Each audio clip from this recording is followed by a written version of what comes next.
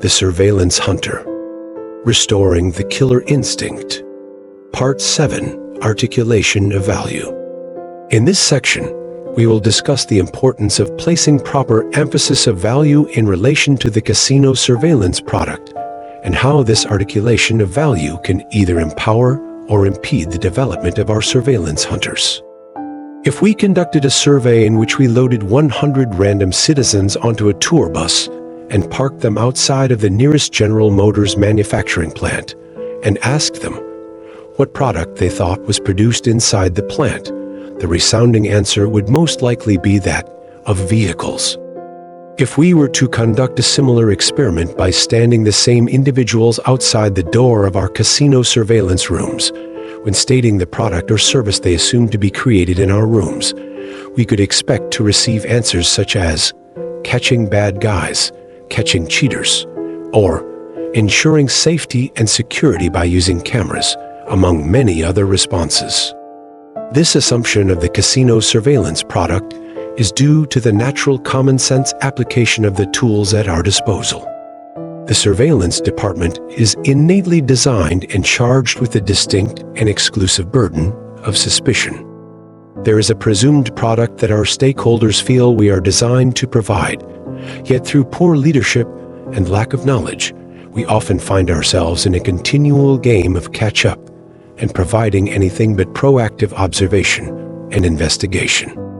The burden of surveillance leadership is to exist within an advisory role to the executive board, general manager, tribal council, or whatever entity administrates them.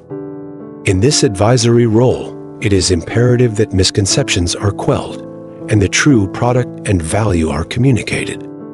Even more so, the value of the surveillance department product needs to be presented in the most common of ways, which is in US dollars.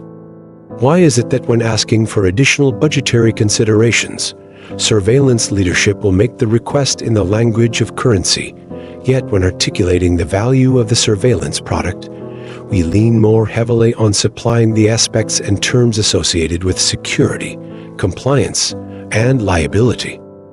Obviously, if you follow the rabbit hole that each of these subjects imply, you can in fact trace them back to a form of monetary impact and quantify them to some degree. The problem is that when we ask for things, we speak in currency, yet when we justify the outcome, we speak in feelings and fear. With this method, we as surveillance leadership are asking someone with the purse to take the time to consider deeper factors, although we have not even supplied the most basic of monetary return on their investment. It would be great if it was easy enough for our governing bodies to think deeper on their feet, or to just simply trust us, but that is just not realistic in most cases.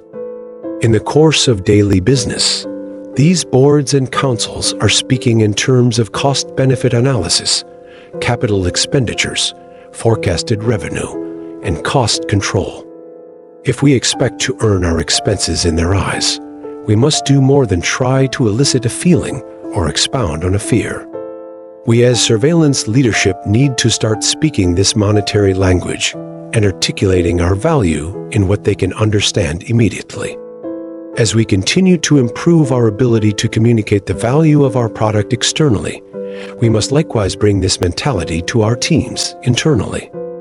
We can try to provoke a team-building atmosphere and product-based outlook by placing overused slogans above the door, or we could hang pictures of serene mountains and streams with phrases to invoke their inner strengths. Unfortunately, the motivation for most of your team to come to work today was simply to get paid. I am not saying that positivity has no place and that it does not work to unite the team. I am simply saying that our teams cannot fill their stomach by seeing a picture of a cheeseburger hanging on the wall. Our teams need to be able to equate their exertion to a tangible form of currency. I can hear the comments of the critics as I write this and would like to provide a little further clarity to my argument. I am not implying that our teams should be paid extra on a daily basis in relation to their investment in the goals of the company and the product that they had produced. I am, however, stating that as our teams can equate a value to their daily product in a common form of monetary measure, our teams begin to measure their efforts monetarily and adopt a more fitting risk assessment template to their daily activities. Let me explain further. In the early part of the year 2012, as the day shift supervisor in our surveillance department, I struggled with quantifying the value of our product so that we as a proactive team could have something tangible to hang our hats on. I wanted to provide an additional measure of productivity other than my own observations and opinions alone. The product of that endeavor was what came to be known as the MSR. MSR stands for Made, Saved, or Resolved. The goal of the MSR was to take into account the time my surveillance agents spent performing reviews, locating monetary errors, violations, investigations, scams, and any applied value that was at stake.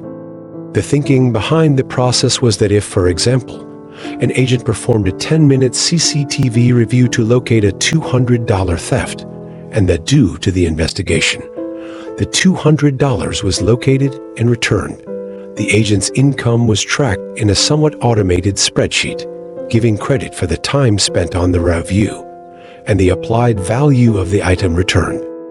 In this process, the premise that we held on to was that there was a time cost that we had incurred, and additionally an applied value that was resolved due to our efforts. For the sake of time, I won't go into the particulars of the process, but I noticed an immediate improvement in healthy competition, morale, and productivity. My team just wanted to have a common representation of their effort and investment. At the end of the year 2012, our day shift alone had a total MSR of over $250,000. Now, in circling back to the communication with our boards, councils, and executive leadership, could we have used these numbers as a valid form of value quantification? Is the data accurate enough to support the claim of our product's estimated value? With this data, could we potentially extrapolate a potential forecast of revenue to justify investment? In my experience, speaking the common language of currency is a whole lot better than just hoping for a fuzzy tummy feeling of security and compliance in that of my executive board. Anytime the data is pushed across the table and the proper due diligence is applied in constructing the data, the burden of proof regarding the estimate or any variance thereof is on the entity receiving the data. As we have established, these entities communicate in currency, and if we are not attempting to enter this conversation with the correct dialect of dollar signs, our requests will often be viewed as simple expenditures alone. Most importantly, if we fail to create a system in which our value is not articulated and pseudo-revenue is not forecasted, chances are our existence may simply be relegated as a non-revenue generating regulatory requirement to overcome. To underscore the importance of the vigilant influence of these entities, if the executive board or council views the surveillance department product simply as a regulatory obligation, chances are that due to the friction experienced in pleading our case as anything else, the surveillance department leadership may adopt this stance as well. If surveillance leadership has capitulated to this mentality, it is only a matter of time before your surveillance team consists of reactive, toothless lapdogs rather than voracious surveillance hunters.